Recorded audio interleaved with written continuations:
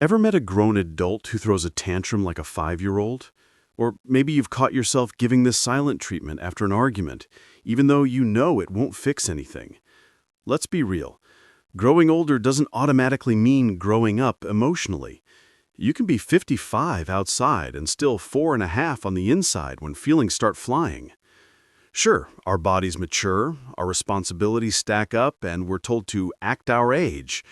But when life hits hard, someone ghosts us, disappoints us, or lets us down, that's when our real emotional age shows up. It's not about the candles on your cake, it's about how you handle emotional pain. So here's the real question. When someone you love hurts you or leaves you feeling uncertain, how do you react? That answer can reveal everything about your emotional maturity. Today, we're diving deep into emotional growth, what it means, how to measure it, and how you can level up emotionally, even if you didn't learn those skills as a kid. The emotional age test. Imagine this. You text someone important and they leave you on read. Hours pass, then days. You start feeling uneasy, confused, maybe even rejected. At that moment, how do you respond? Psychologists say there are 3 classic emotional reactions, like 3 mirrors reflecting your inner child. 1. You sulk. You're hurt, but you can't bring yourself to say it. Instead, you hope they just get it, magically. You stop texting back, maybe post something indirect on social media, but deep down, what you really want is for them to notice you're hurt and to fix it without you having to say a word. This is classic child mode.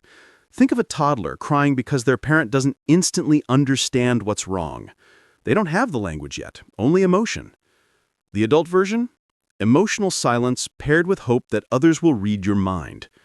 Viewer question. Have you ever done this? Waiting for someone to notice your sadness without saying anything? Answer. Most of us do. It's a defense mechanism, avoiding rejection or shame by hiding behind silence. 2. You get furious. Instead of going silent, you explode.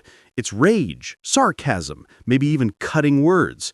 You feel abandoned, powerless, so you grab onto the one emotion that feels powerful: anger. But here's the catch. Underneath that fury isn't strength, it's pain. That angry lion response often hides a broken heart. It's the emotional equivalent of saying, "I'm so hurt, but I'll make sure you never see it." Example. Think about couple arguments. One partner feels ignored and lashes out about unrelated things, the dishes, the tone, the past. But it's really not about dishes, is it?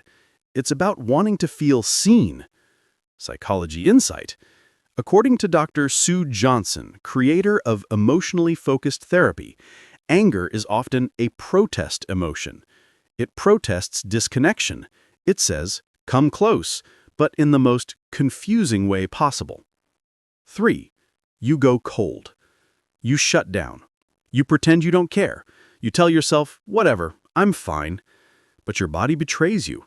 A heavy chest, a numbness, maybe sleepless nights. Going cold feels safer than being honest. It's self-protection disguised as emotional control. Ironically, this "I don't care" attitude just hides the truth. You care more than ever. Analytical note. Avoidant behavior like this often forms in childhood environments where vulnerability was punished or ignored. Neuroscientist Dr. Bruce Perry explains that emotional numbing is a learned form of self-preservation. So, which one sounds like you? Sulking, raging, or freezing? Don't stress. These aren't bad responses. They're defense mechanisms we developed to survive emotionally difficult moments in life. The 3 signs of emotional maturity. If those are signs of emotional immaturity, the next step is learning what emotional maturity actually looks like. And it really comes down to 3 key capacities, or emotional muscles, that can be built with time and intention. The capacity to explain. This is Emotional Adulthood 101. Instead of sulking or exploding, you calmly explain what's wrong. It sounds simple, right? but it takes strength to tell someone, hey, when you didn't call, I felt ignored, and it hurt. This skill means believing your emotions have value. They're not embarrassing or too much. You can find the words and trust they matter. Question for you. Why is explaining harder than raging or shutting down? Because explaining requires vulnerability. It asks you to show softness, not power. And for many of us, being soft used to feel unsafe. Tip: next time something feels off, try starting with these phrases. When you did X, I felt Y. I know it might sound sensitive, but here's what I felt. Or, can we talk about what happened? I don't want to hold resentment.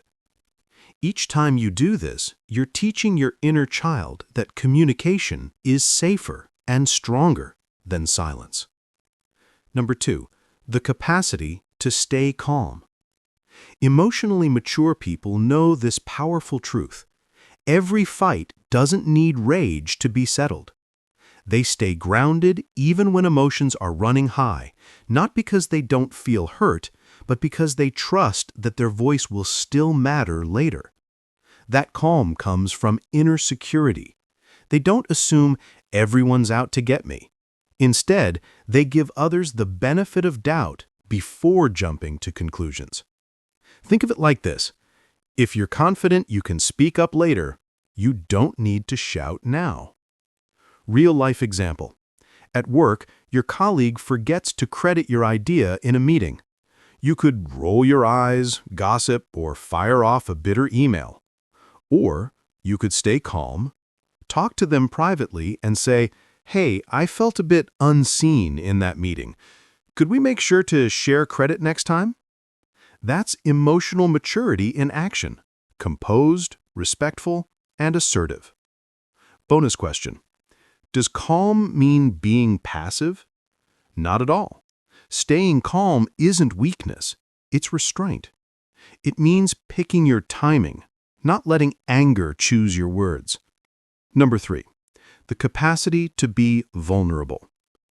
This one is the hardest and the most powerful. Being emotionally mature means we've made peace with our own fragility. We know that love and pain are twins. If you care deeply about someone, you're also opening yourself up to hurt. Mature people accept that risk instead of hiding from it. They can say, that hurt me, without shame, or I need you, without fear of seeming needy. Psychology insight. Research in attachment theory shows that vulnerability builds secure emotional bonds. According to Dr. Brené Brown, vulnerability is the birthplace of connection, not a weakness, but the ultimate act of courage. Real-life example. Think of a friend who apologizes first or admits when something scared them. That's vulnerability, and it often defuses tension instantly. It invites empathy instead of defense. The 3 virtues of emotional maturity.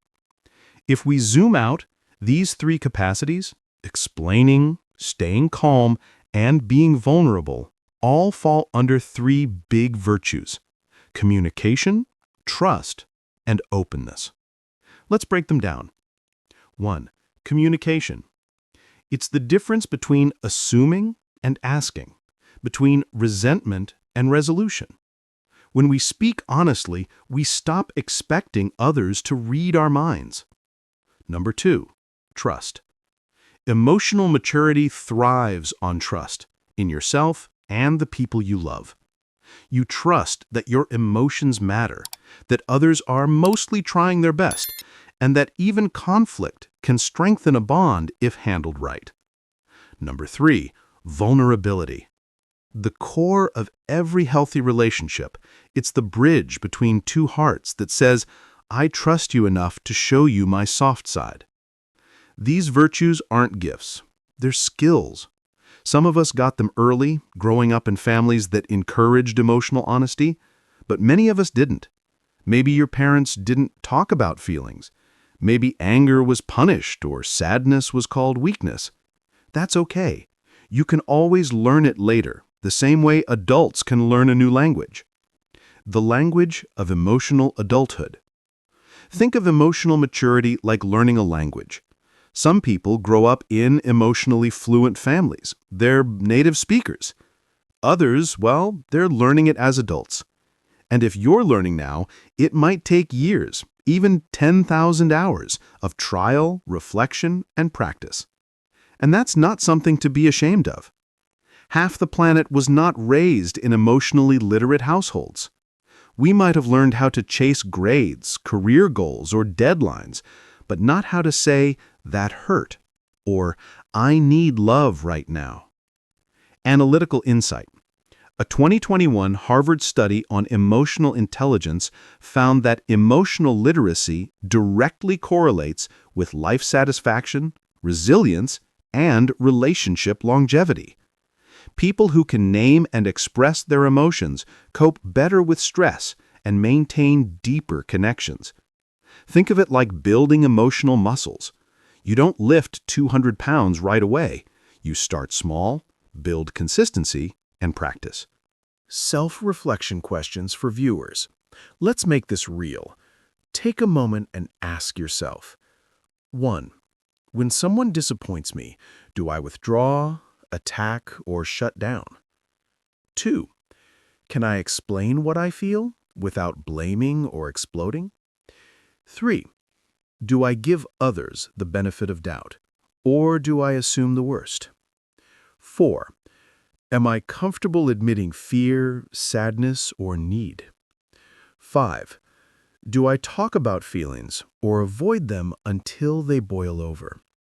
Your answers to these questions tell you more about your emotional age than any number ever could.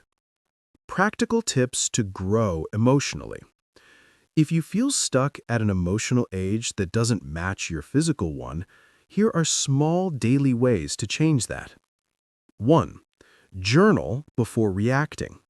When upset, write what you feel before responding.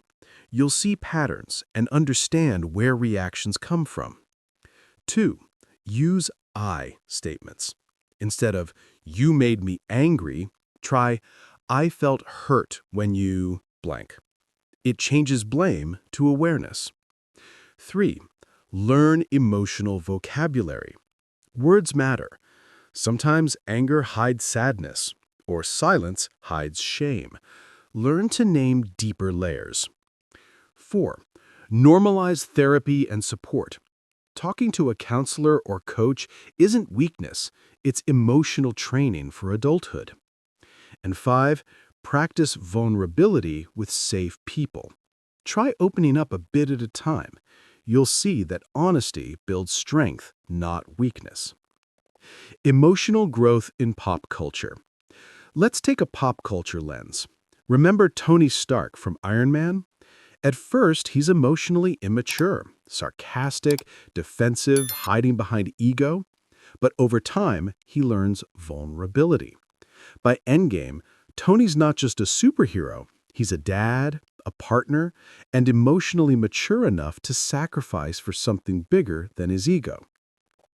Or think about Will Hunting in Good Will Hunting. Brilliant mind, 4-year-old heart. He hides behind sarcasm and rage because it's easier than facing his pain. Only through vulnerability, telling the truth to his therapist, does he grow emotionally. That's emotional adulthood in storytelling. Growth doesn't mean losing your fire. It means directing it with understanding.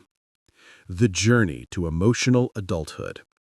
Growing up emotionally isn't about perfection. It's about awareness. It's not about never getting upset. It's about knowing why you're upset, owning it, and responding with clarity instead of chaos. Remember this: physical age happens automatically. Emotional age happens intentionally. So next time you're angry, frozen, or silently hurting, pause and ask, what am I really feeling underneath all this? Because behind every sulk, outburst, or cold reply is usually a little version of you still waiting to be seen, heard, and loved. And maybe, just maybe, emotional maturity begins when you start listening to that little voice instead of silencing it. Thanks for watching. And before you go, reflect for a second. What's your emotional age today? Because awareness is the first lesson in the school of emotional adulthood.